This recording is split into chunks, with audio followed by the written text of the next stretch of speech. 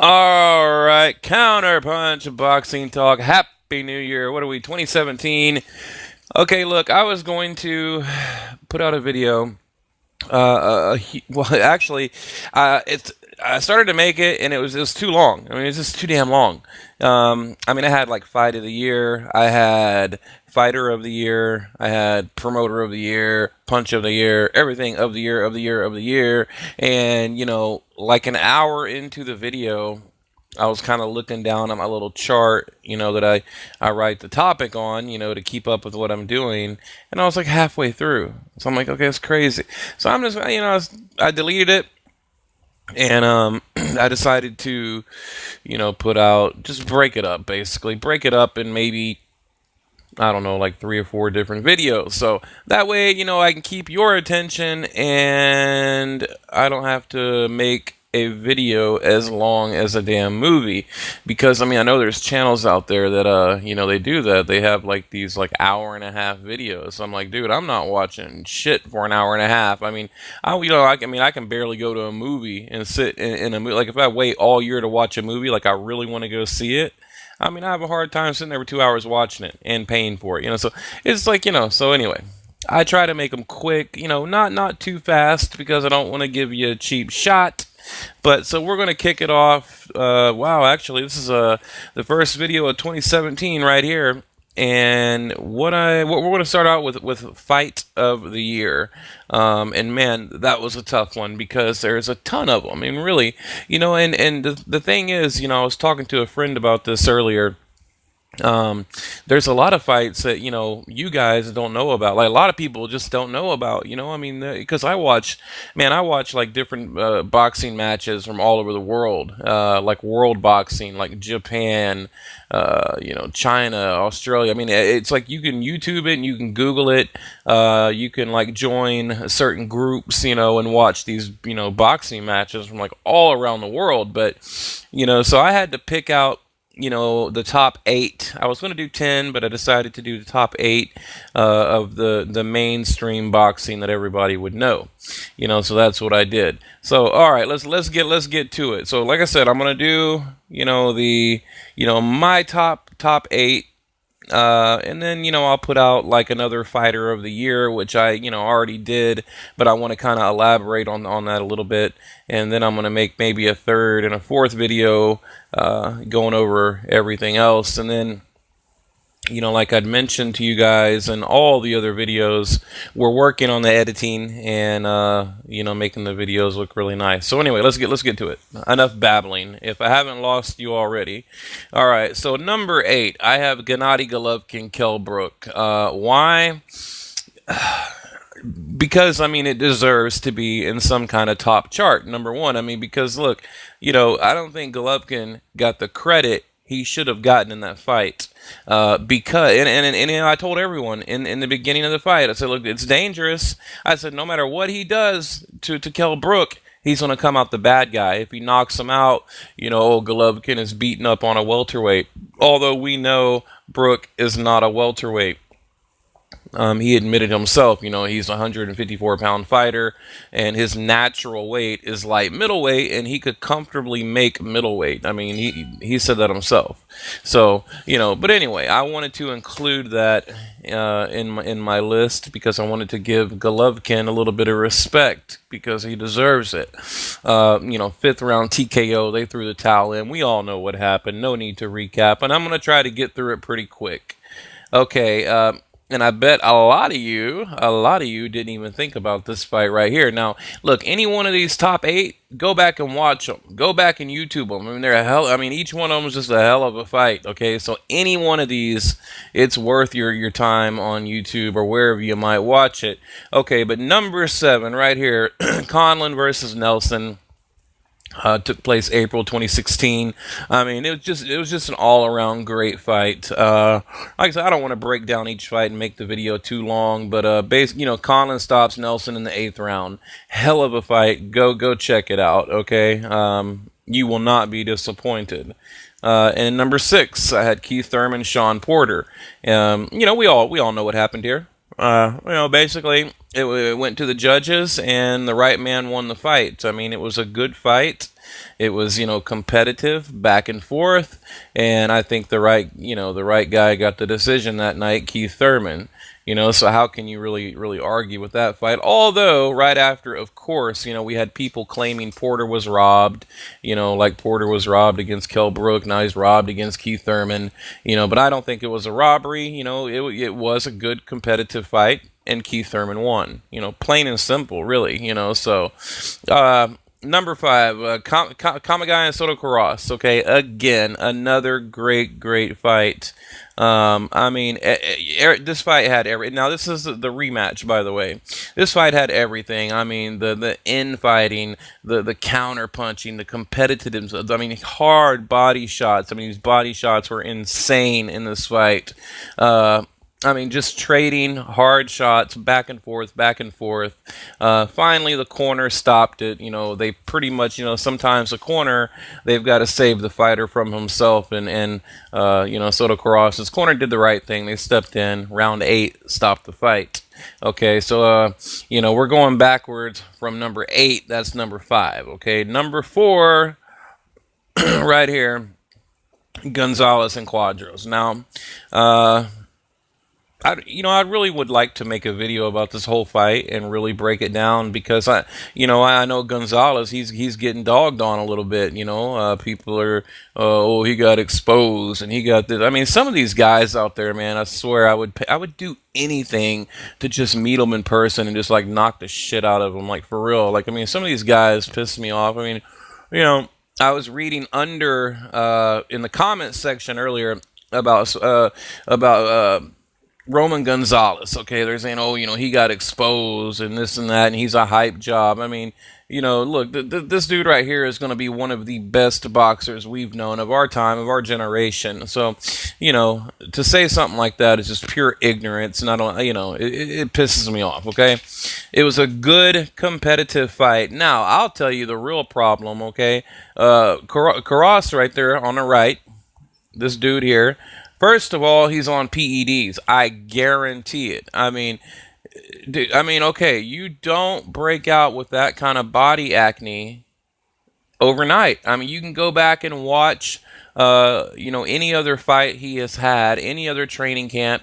He didn't have, the body acne all over him like you see there. And if you go back and watch the fight, his whole back is covered with it. Just that aggressive come forward. It was like every telltale sign of PEDs, were in this fight. So, so for that reason alone, you really have to cut Gonzalez some slack. And he's, Karass, he's a bigger guy in the ring. He's much bigger. Gonzalez looked like a little kid standing next to him, and now they're going to have a rematch, and, that really worries me too. But, the first fight, high output, action-packed fight, great fight. Just back and forth. Now, one guy would gas out, the other guy would get a second win, and the other guy would, so it's just really a back and forth kind of fight. But like I said, Karass, he's too big for him. He's on PEDs. What can I say? And the judges, I believe, had that 115-113, all for Roman Gonzalez. So, and that was for the WBC Super Flyweight. Okay. Number 3, Corrales Barroso, right here. Again, another great fight. If you guys haven't seen it, go watch it. These are all really good fights. They're my top 8 of the whole year. Like I said, there are some other kind of underground boxing matches that I really like, but Corrales defending the WBA lightweight, he stopped Barroso in the 7th round, I believe. Great fight, back and forth, lots of tons of action. Just go check it out. So, all right. And of course, number 2, my fighter of the year, Carl Frampton. And, I explained why I had him as fighter of the year, in a 30-second description. Or, yeah, is that right word? 30 in a 30-second breakdown. There we go. Because I had it between him and Loma. Okay. His 2 wins, in my opinion, it was the harder, tougher wins. I mean, he fought Scott Quigg and Leo Santa Cruz, which was, a huge upset. Probably the upset of the year was Carl Frampton Santa Cruz. And you got, Lomachenko, one of my favorite fighters ever, okay? Martinez, human punching bag. Nicholas Walters, he was there to get a paycheck. So when you compare the two fights, Carl Frampton had the tougher fight, had to dig down deep to get that win. So I had to give him Fighter of the Year. And not only that, he was moving up, okay? You have to remember he was moving up from 122 to 126. So the guy's moving up, and it was upset of the year. Okay, so now he's the first first Irishman to hold a belt in two different divisions. So he made history. He moved up in weight, and he defeated a guy that no one could beat. Now, although Leo Santa Cruz is known for cherry picking, he still beat him. Okay, and Leo Santa Cruz, I mean, he's at the top of his division. So, how can you not give him Fighter of the Year? That's beyond my understanding. And of course, number one, right here, guys, right here. Vargas Alito, they fought 2016 to a draw. Now, and that's kind of why I have it as the fight of the year 2016, because it was just a death match, a brawl to the dying end, and then you have that added drama where neither guy won. It's kind of like when you're watching a movie and it's like a cliffhanger. You're like, well, damn, what happened? It's like, well, what happened? Like, it's kind of like that. The whole fight, action, tons of action, trading. I mean, the output, I don't know what it was, but I need to go back and look at the punch stats, because I mean, the punching stats on that fight had to be just like through the roof, outrageous. So, both guys are warriors, so man, and it does suck. It was a draw, but I'm glad it was a draw in a way, because really neither guy deserved to lose. So, but it's kind of tough because you have to pick a winner. But in this situation, I mean, the judges, they couldn't pick a winner. I mean, the fight was that good, it was that competitive, that close. How do you pick a winner? And thank God they didn't have biased judges there. So if they would have, then we'd be in a lot of trouble. So yeah, we'll go through my list again real quick. Hang on, let me get something going for you guys here. Give you a little something to look at. Okay, so going back to number 8, I had Gennady Golovkin, Kell Brook. Number 7, Jamie Conlan versus Nelson. Number 6, Porter versus Thurman. Okay, number 5, Kamagai versus Soto Karass 2, the rematch. Number 4, Roman Gonzalez versus Cuadros. Number 3, where's my number 3? Corrales versus Barroso. Number 2, Carl Frampton versus Leo Santa Cruz. And number 1, Vargas and Alito. So there you go. I mean, and what do you think? I mean, I'm sure your fight of the year it's got to be one of these. Now, I've heard a couple there are a few others out there that could have made the list, but and I put a lot of thought into it. And honestly, too, over the past few days, I went back and I watched every single one of these fights. I did. I mean, I went back and I watched each and every fight. Okay, and then today, like last night, I think I watched Leo Santa Cruz and the Corrales Barroso fight, I believe. And then like the night before that, I watched Porter Thurman. Like I've been watching for the past like 3 or 4 nights. I've been watching like 2 a night. And today, I went back and watched highlights, because I really wanted to get my list right, because, that way if people want to argue with me, I mean, I know for sure this is my list. This is what I think, that kind of thing, so I want to make sure I'm not just putting out a bunch of garbage here and like half-ass, or halfway thought out material. I want to give you guys my honest opinion, and that's, really what I think. So, but anyway, so yeah, next we're probably going to work on, we're not work on, it's already done. I just need to make it, another fighter of the year. And like I said, it was Carl Frampton, but I want to break down, in that video why, because, but really break it down, like we can go over every record, that kind of thing. And then I'll also have another video. We're going to do knockout of the year, And I have a few surprises on there that I guarantee you guys can't guess my list. I mean, I've got about 10 of them, 10, candidates for knockout of the year. And then, of course, the number one knockout of the year. And it's probably not who you think, because I'm not going to give Canelo credit for Khan. I'll just tell you right now, I'm not giving, he's just not going to get it. You cannot get, because it wasn't fair. I mean, you have basically, Canelo coming in the ring at damn near a light heavyweight, fighting a welterweight, and arguably a light welterweight. So how can you award him for that? How can you put him on any kind of a pedestal? So he's not getting it. But anyway.